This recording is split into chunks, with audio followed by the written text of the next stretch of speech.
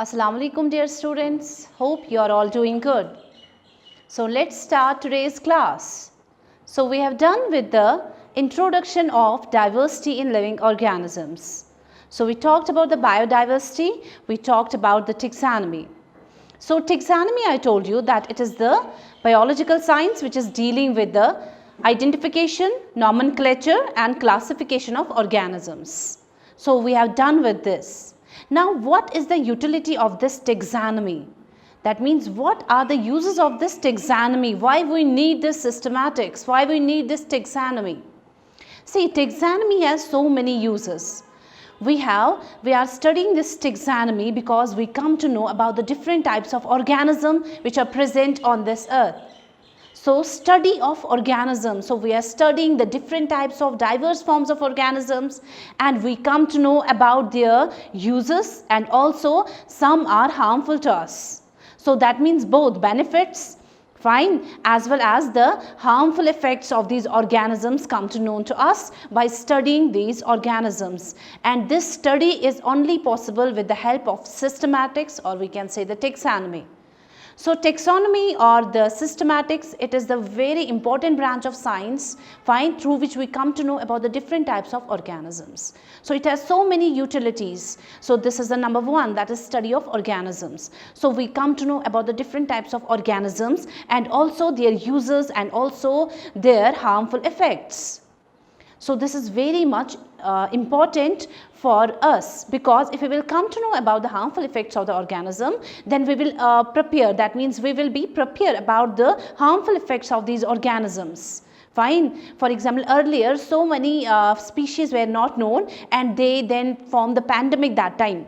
For example, Mycobacterium tuberculosis, which is responsible for causing the tuberculosis. Earlier, the drug was not known to the tuberculosis, neither there were any vaccine regarding that. But after studying that organism, then there was the drug as well as the vaccine available, fine, about the organism. So this time we are protected from this disease. Likewise, so many diseases are there like diphtheria, fine. Like for example, whooping cough, so many diseases were there which were not known to the organisms. But after doing study of these organisms, we come to know about these organisms and we prepare the vaccine against them. For example, we prepare ourselves, that is the protection we give ourselves, fine, in order to protect ourselves from this disease, or we prepare a drug to kill those organisms. So this is about the study of organisms, that why we need the study of organisms. So this is the utility of systematics. This is not the only point where what we have to know, why we are studying the different types of organisms.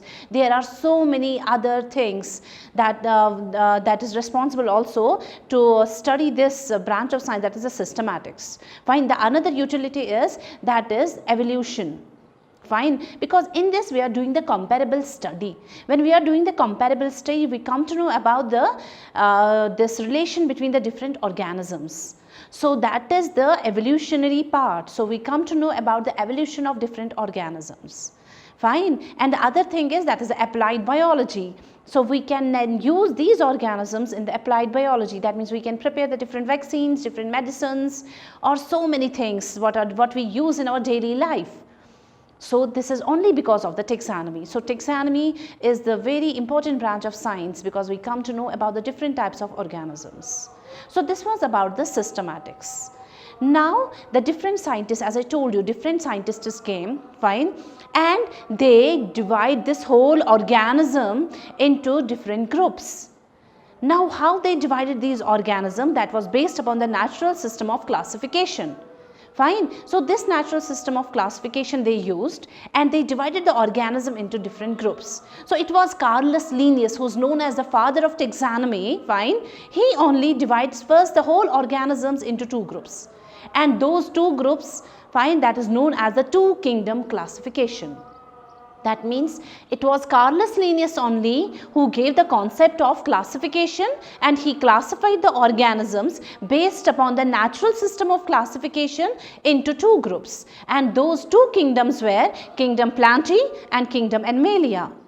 So kingdom Plantae and kingdom Animalia, these were the two groups, fine, which Carolus Linnaeus divided the whole organism into. Fine. So these groups, why he divided them into two groups based upon their some characteristics. Fine. So the plants were kept in kingdom Plantae, animals were kept in kingdom Animalia.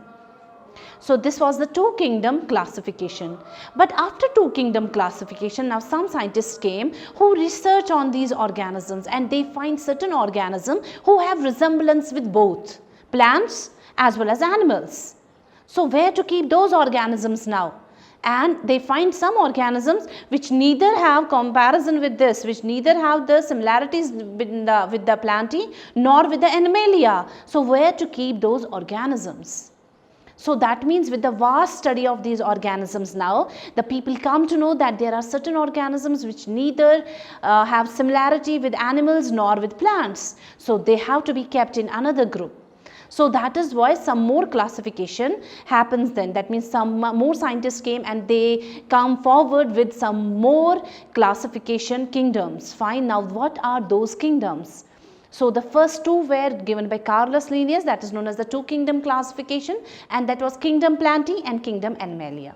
Now the third system of classification was kingdom Protista. See, in kingdom Protista, earlier so many organisms were kept in kingdom Protista. But if nowadays we will see, now in kingdom Protista, only unicellular organisms are kept there, and eukaryotic unicellular organisms are kept in kingdom Protista.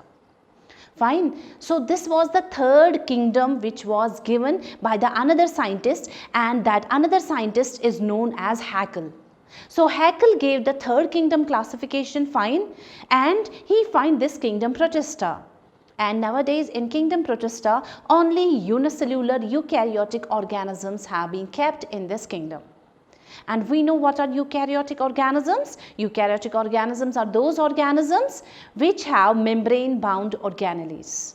So these organisms, and unicellular, which is single celled, fine. So that means unicellular and eukaryotic organisms have been kept in this kingdom, and that is three kingdom classification. So two kingdom classification was given by whom? It was given by the Carolus Linnaeus, which was kingdom Plantae and kingdom Animalia. Then the third kingdom classification was given by the another scientist, fine, and that was the three kingdom classification. That was Haeckel, fine, and the three kingdom classification what he gave, and he named it as third kingdom as kingdom Protista, fine.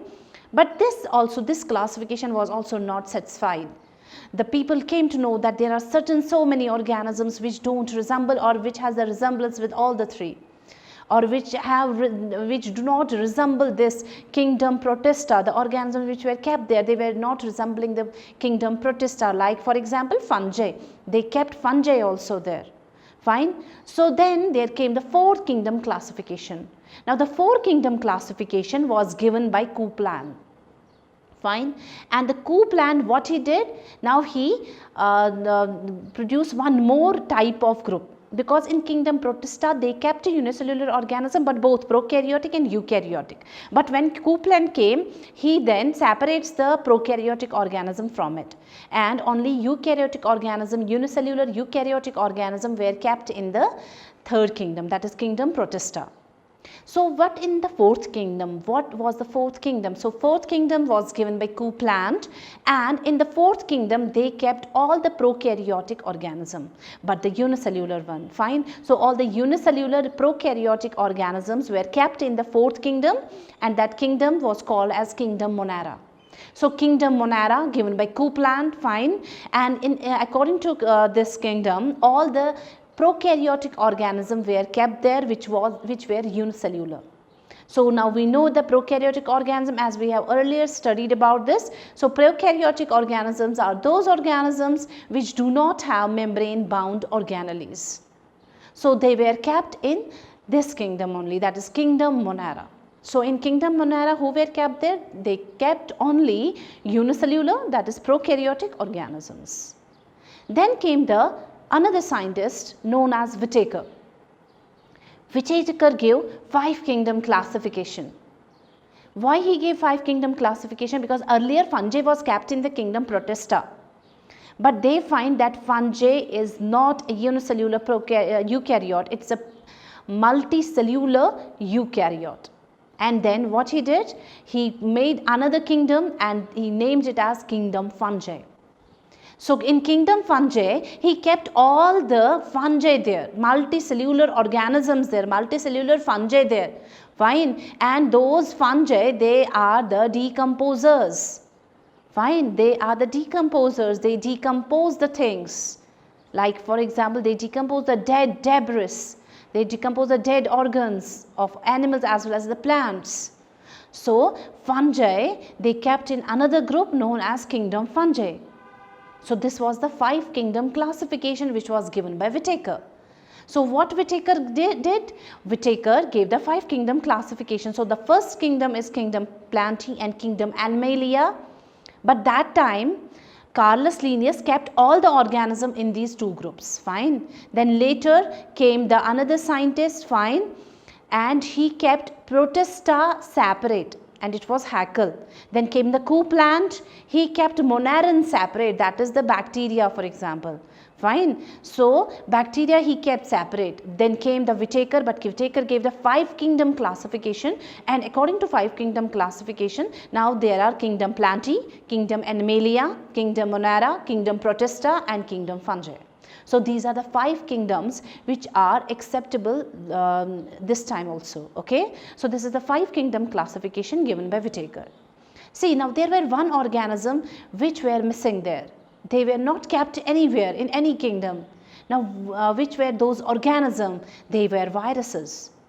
See, viruses you cannot find anywhere in any group, because viruses, they have the characteristic different from others. Now what the characteristic which differ viruses from others? Because if you find a virus, its structure is totally different from that of the bacteria or from any other organism. Now what its structure is? It is mainly made up of a protein coat, and inside the protein coat there is the genetic material. The genetic material either will be DNA or the RNA. If the genetic material is DNA, then it is known as the DNA virus, or if it is RNA, it is known as RNA virus. So there may be 2 types of virus. There are 2 types of virus, that is DNA virus and RNA virus. Now what this virus is, it is just made up of a membrane outside, and the membrane is a protein coat, fine, and inside is the genetic material, and there is no other organelle present inside. That means it do not have any machinery inside which helps the virus to get multiplied. So we can say that it is a particle like when not in the host cell. That means when it is present outside the host cell, it is just like the particle. But when it comes in contact or when it comes inside the host cell, it gets activated, we can say, because it can do its reproduction inside the host cell. Otherwise it is dead outside. So that is why it does not resemble any of the group. So when we are talking about the viruses, so virus is what? It's a protein particle, we can say. It is just the protein coat outside, and inside there is the genetic material. It does not have any machinery. So how it is dividing? It is using the host machinery for it. So when outside the human body or any host, fine, like animals. So outside the host body, it is just like the particle. It may live in plants as well as in animals, fine. So it is just like a particle, but when come in contact with an organism, any organism, fine, it becomes that time active and it uses the host machinery to divide itself.